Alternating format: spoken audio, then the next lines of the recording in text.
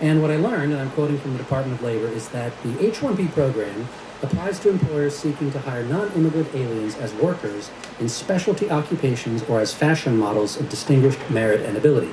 A specialty occupation is one that requires the application of a body of highly specialized knowledge and the attainment of at least a bachelor's degree or its equivalent. The intent of the H-1B provisions is to help employers who cannot otherwise obtain needed business skills and abilities from the U.S. workforce by authorizing the temporary employment of qualified aliens. So that's the theory. But in practice, I quickly saw, and I did thousands of H-1Bs, tens of thousands of visas. I think the most I did in one day was 230. So I've seen good and bad H-1Bs. And what I found in practice was that there were really two types. There was the kind that fit that legal paradigm that I just read out, and there were the kind that appeared to be either erroneously approved or just outright fraudulent. So what did a good one look like? That might be a graduate of the Indian Institute of Technology, which is their top-level engineering science school, or was then. They're going to work for, I'm trying to think of a company that would have been around then, IBM. They're going to get paid $100,000 a year. They are fluent in English and probably 2 other languages. They have a resume that's 3 pages of incredible accomplishments, and they know more about computers than I do. What did a not-so-great one look like? Well, first I saw many cases of what looked like obvious nepotism or bias. So, for example, you would have a company in California or New Jersey or Texas which would have 3 employees, all of whom were from India, from usually a particular part of India, and maybe one was a green card holder, but they might even be H-1B holders themselves, and they were petitioning for 50, 70, 90 additional employees who were all men, all from India, and all generally having some other thing in common that my local staff understood and I didn't. And then I would ask them for documents showing me the makeup of their company, and sometimes you'd have a company with 50 employees, again, every single one of them from the same part of the same country, all men. And I thought, is it really possible, if you're recruiting widely and fairly, that you don't have a single African-American, European-American, Korean, Chinese employee, or even a woman? It just seemed really unlikely. And then the third category was cases that I just couldn't believe that INS at the time, now USCIS, had approved. For example, I saw a manager at Pizza Hut, a motel worker, and a manager at Kentucky Fried Chicken. And last time I checked, I've worked 23 jobs. I've done some menial labor. I don't think you need a bachelor's degree and equivalent experience to be a manager in a KFC.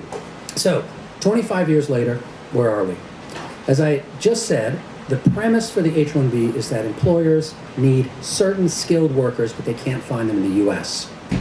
But what if that changes? What if they can find them in the U.S. after 25 years? Has our economy changed? What if we have mass unemployment? Do we still bring in the same number of people? If there's no shortage of American workers, it becomes harder to justify hundreds of thousands of people being brought in, not as specialty workers, but basically as cheaper labor. So the fact is, I believe, and I think as our panelists will explain, some of them, that there isn't really a shortage of talent and skilled labor in the United States.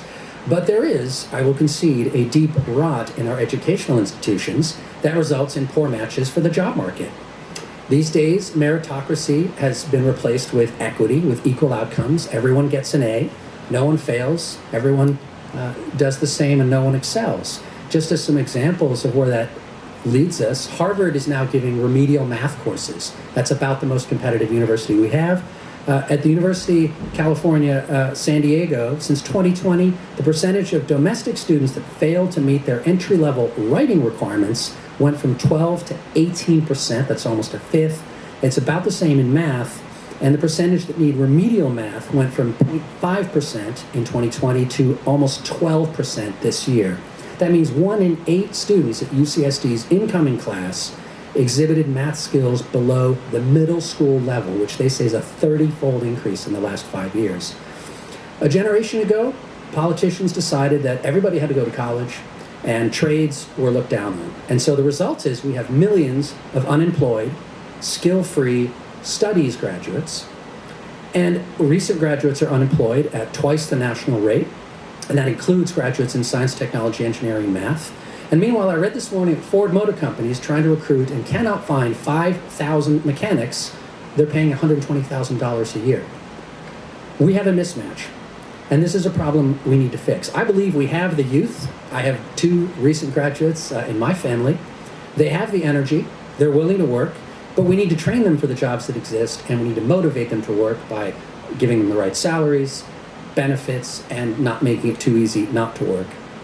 We cannot solve this educational problem by sidelining American workers and importing foreign labor to fill the gap. We have to keep the American dream alive and create opportunity for all. Otherwise, frankly, the socialists are going to make their eternal, seductive, but utterly empty promises, and they're going to lure the young into apathy, aimlessness, and resentment instead of prosperity and hope.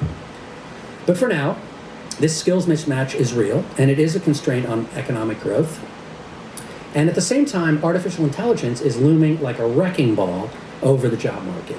We all somehow think that it's going to make us richer, it's going to grow the economy, it's going to make us more productive, but nobody has any clue what jobs are going to be left over after it. And it's really threatening the entry-level job market in particular. So given this uncertainty, why would we put foreign workers' needs ahead of those of our own graduates and our own workers?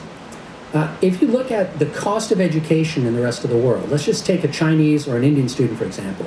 They can get a BA, an MA, or even a PhD with very little debt because schools are either free or very inexpensive. So they can compete for a job with a PhD, having $5,000 worth of debt. Meanwhile, an American has to borrow hundreds of thousands of dollars to get to that same level. So they're not going to be able to compete for the same $65,000 a year salary if they have to pay off that debt. They're not going to be able to compete with the H-1-B employees or the F-1s who are coming into the pipeline. So by allowing that average level labor to compete with our own labor, we're discouraging Americans from studying in high demand fields.